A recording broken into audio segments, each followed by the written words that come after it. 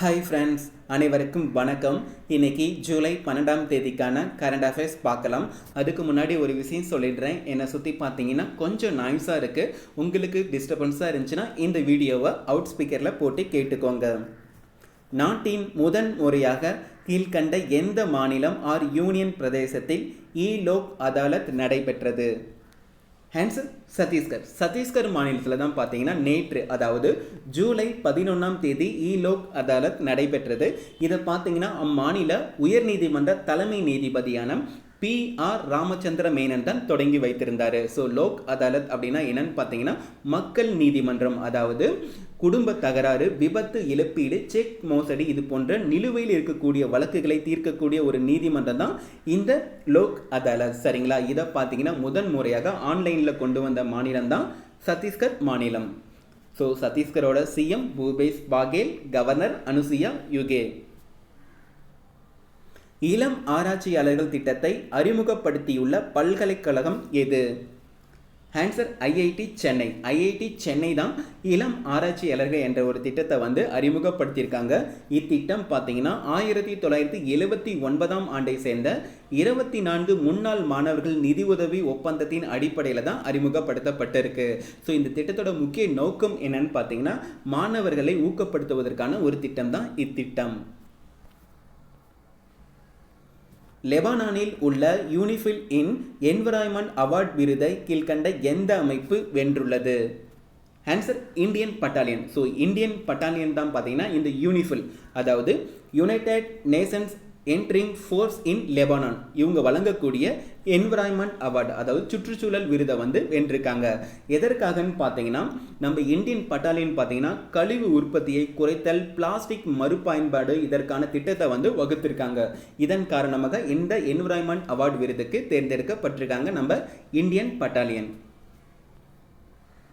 சமீபத்தில் காலமான கைலாசமூர்த்தி கீழ்கண்ட எந்த துறையை சேர்ந்தவர்? ஆன்சர் இவர் பார்த்தீங்கன்னா ஒரு ஒயிலாட்ட கலைஞர்.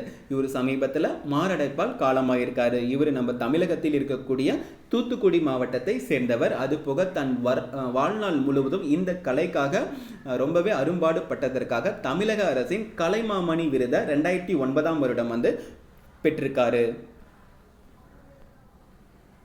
அமெரிக்காவின் சிகாகோ ரோட்டரி சங்கம் பால் ஹெரிஸ் பெல்லோ என்று கீழ்கண்ட எந்த இந்திய முதலமைச்சரை கௌரவித்துள்ளது?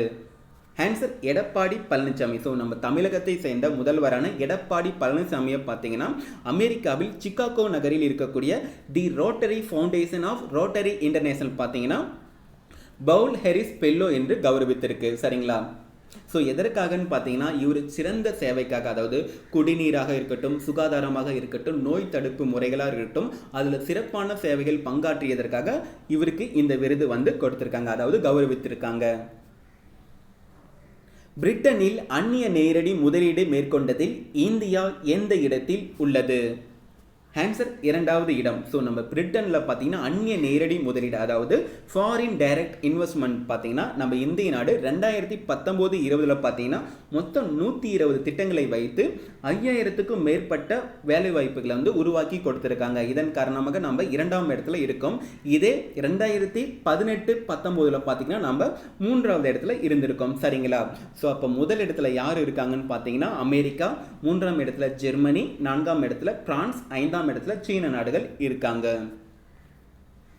ADL, அதாவது adult tinkering labs of development modules என்ற பயன்பாடை அறிமுகப்படுத்திய நிறுவனம் ஆர் அமைப்பு எது? ஆன்சர் நிதி ஆயோக். ஸோ நிதி ஆயோக் தான் பார்த்தீங்கன்னா இந்த ADL ஆப் டெவலப்மெண்ட் மாடுலஸை அறிமுகப்படுத்தியிருக்காங்க.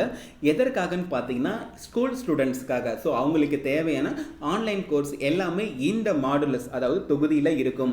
இதன் காரணமாக அவங்க ஸ்மார்ட் ஃபோன் அதிகம் யூஸ் பண்ணாத அளவுக்கு இவங்களுக்கு ஆன்லைன் கோர்ஸ் வழங்கக்கூடிய ஒரு போர்ட்டல் தான் இந்த போர்ட்டல். சரிங்களா? ஸோ இந்த நிதி ஆயோக் பார்த்தீங்கன்னா ஸ்டார்ட் அப் நிறுவனமான குணகர் பிரைவேட் லிமிடெட் இவங்க கூட இணைந்து தான் உருவாக்கியிருக்காங்க. சரிங்களா? ஸோ நிதி national institution for transforming India 2015 ஜனவரி 1 உருவாக்கப்பட்டிருக்கு. இதோட வைஸ் சேர்பர்சன் ராஜீவ் குமார். 2018-19 ஆண்டின் புலிகள் கணக்கெடுப்பிற்காக கின்னஸ் வேர்ல்டு ரெக்கார்டின் புத்தகத்தில் இடம் பிடித்த நாடு எது?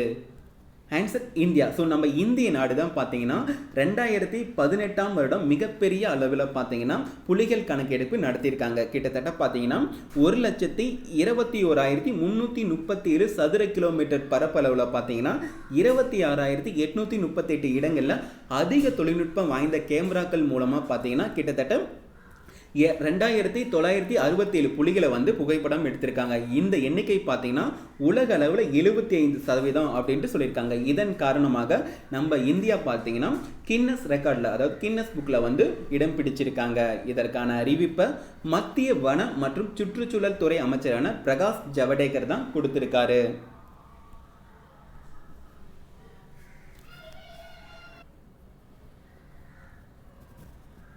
His Holiness the 14th Dalai Lama an Illustrated Biography என்ற புத்தகத்தின் ஆசிரியர் யார்? ஆன்சர் டென்சின் கிச் டெட்னோ. ஸோ டென்சின் கிச் டெத்தோங் தான் பார்த்தீங்கன்னா his holiness the 14th Dalai Lama and illustrated பயோகிராஃபியோட ஆத்தர். ஸோ இவர் பார்த்தீங்கன்னா 14வது தலாய் லாமா வாழ்க்கை வரலாறு மற்றும் புனித தன்மையை வந்து எழுதியிருக்காரு. ஸோ இவர் பார்த்தீங்கன்னா இந்த தலாய் லாமாவோட 40 வருட ஆலோசகராக இருந்திருக்காரு. சரிங்களா? ஸோ இவரை பற்றிய தான் இந்த புத்தகம். இந்த தலாய் லாமா பார்த்தீங்கன்னா 1989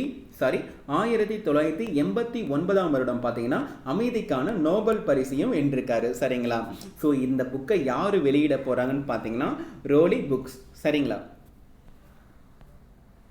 சமீபத்தில் டெட்ராஸ் டெமாப்ரேயே என்னும் புதிய இன நெமர்டியன் ப்ளூ எந்த பல்கலைக்கழக ஆராய்ச்சி மாணவர்களால் கண்டறியப்பட்டுள்ளது? ஆன்சர் சத்யபாமா பல்கலைக்கழகம். ஸோ நம்ம சென்னையில் இருக்கக்கூடிய சத்யபாமா பல்கலைக்கழகம் தான் பார்த்தீங்கன்னா இந்த நெமர்டியன் ப்ளூ என்ற வகையான ஒரு புழுவை வந்து கண்டுபிடிச்சிருக்காங்க. ஸோ யாருன்னு பார்த்தீங்கன்னா விக்னேஷ் மற்றும் ருச்சி. ஸோ இவங்க 2 பேரும் தான் கண்டுபிடிச்சிருக்காங்க. எந்த இடத்துலன்னு பார்த்தீங்கன்னா சென்னையில் இருக்கக்கூடிய கோவளம் கடற்கரை மற்றும் ஹவாய் தீவு. ஸோ இங்கே தான் பார்த்தீங்கன்னா ஒரே டைமில் பாறைகளுக்கு அடியில் பார்த்தீங்கன்னா இந்த புழுவை வந்து கண்டுபிடிச்சிருக்காங்க. சரிங்களா? ஸோ கூடவே பார்த்தீங்கன்னா ரஷ்யன் அகாடமி ஆஃப் சயின்ஸ் மற்றும் அமெரிக்காவில் இருக்கக்கூடிய ஸ்மித் சோனியன் இன்ஸ்டிடியூஷன் இவங்க எல்லாம் இணைந்து தான் இந்த புழுவை வந்து கண்டுபிடிச்சிருக்காங்க. சரிங்களா? லீ சியன் லூங் எந்த நாட்டின் பிரதமராக மீண்டும் தேர்ந்தெடுக்கப்பட்டுள்ளார்? லீ சியன் லூங் எந்த நாட்டின் பிரதமராக மீண்டும் தேர்ந்தெடுக்கப்பட்டுள்ளார்? Answer Singapore. ஸோ சிங்கப்பூர் நாட்டின் பிரதமராகத்தான் மீண்டும் பார்த்தீங்கன்னா இந்த லீ சியன் லூங் வந்து தேர்ந்தெடுக்கப்பட்டிருக்காரு. ஸோ இவர் பார்த்தீங்கன்னா கிட்டத்தட்ட அந்த நாட்டில் இருக்கக்கூடிய 93 நாடாளுமன்ற தொகுதியில் பார்த்தீங்கன்னா 83 இடங்களை இவர் மட்டுமே பெற்றிருக்காரு. சரிங்களா? கிட்டத்தட்ட 61.24% வந்து பெற்றிருக்காரு. ஸோ ஆப்போசிட் பார்ட்டி யாருன்னு பார்த்தீங்கன்னா இந்திய வம்சாவளியை சேர்ந்த பிரீதம் சிங். ஸோ இந்த பிரீதம் சிங் தான் பார்த்தீங்கன்னா ஆப்போசிட் பார்ட்டி. இவர் 13.2% பெற்று தோல்வியை தழுவியிருக்காரு. சரிங்களா? ஸோ சிங்கப்பூரோட கேபிட்டல் சிங்கப்பூர் தான். பிரசிடென்ட் பார்த்தீங்கன்னா ஹலிமா யாகோ. ஸோ இன்னைக்கான ஷார்ட் நியூஸ் பார்க்கலாம். ஸோ இந்த ரிக் மேத்தா யாருன்னு பார்த்தீங்கன்னா அமெரிக்காவில் இருக்கக்கூடிய ஒரு இந்திய அமெரிக்க பர்சன். சரிங்களா? இவங்க இப்போ நவம்பர் மாதம் நடக்கப்படக்கூடிய அமெரிக்காவில் இருக்கக்கூடிய நியூ ஜெர்சி மாகாண செனட், அதாவது மேலவைக்கான எம்பி தேர்தலில் வந்து போட்டி போட போகிறாங்க. சரிங்களா? ஸோ குடியரசுக் கட்சி சார்பாக முதன் முறையாக ஒரு இந்தியர், அதாவது அமெரிக்க இந்தியர் வந்து போட்டி போட போகிறாங்க. இப்போ இந்த பதவியில் பார்த்தீங்கன்னா கோரி புக்கர் இருக்காரு. இவங்க திரும்பவும் இந்த பதவிக்கு வந்து போட்டி போட்டதா இருக்காங்க. இவங்களை எதிர்த்து தான் இந்திய அமெரிக்காரான ரிக் மேத்தா வந்து போட்டி போட போறாங்க. ஸோ இது பார்த்தீங்கன்னா மேலவைன்னு சொல்லுவோம், செனட்டர். சரிங்களா? அடுத்தது நம்ம தமிழ்நாட்டில் பார்த்தீங்கன்னா சோழிங்கநல்லூர் மண்டலத்தில் இருக்கக்கூடிய ஈஞ்சம்பாக்கம் இந்த இடத்துல பார்த்தீங்கன்னா ரத்த சுத்திகரிப்பு மையத்தை வந்து திறந்திருக்காங்க இன்றைக்கு. ஸோ இது பார்த்தீங்கன்னா 1 கோடியில் வந்து திறந்திருக்காங்க. யாருன்னு பார்த்தீங்கன்னா சென்னை மாநகராட்சி ஆணையரான கோ பிரகாஷ் இவர் தான் திறந்து வைத்திருக்காரு. இதன் மூலமாக பார்த்தீங்கன்னா ஒரு நாளைக்கு 20 பேர்த்துக்கு பார்த்தீங்கன்னா இலவசமாக ரத்த சுத்திகரிப்பு வந்து செய்யப்படும் அப்படின்ட்டு அறிவிப்பும் கொடுத்துருக்காங்க. சரிங்களா? ஸோ நம்ம தமிழ்நாட்டில் 1 கோடி மதிப்பில் இதை வந்து திறந்து வச்சிருக்காங்க. ஸோ இதோட இன்றைய கரண்ட் அஃபேர்ஸ் முடிஞ்சு நண்பா. உங்களுக்கு இந்த வீடியோ ரொம்ப பயனுள்ளதாக இருந்தால் உங்கள் நண்பர்களுக்கும் ஷேர் பண்ணுங்கள். நன்றி நண்பா.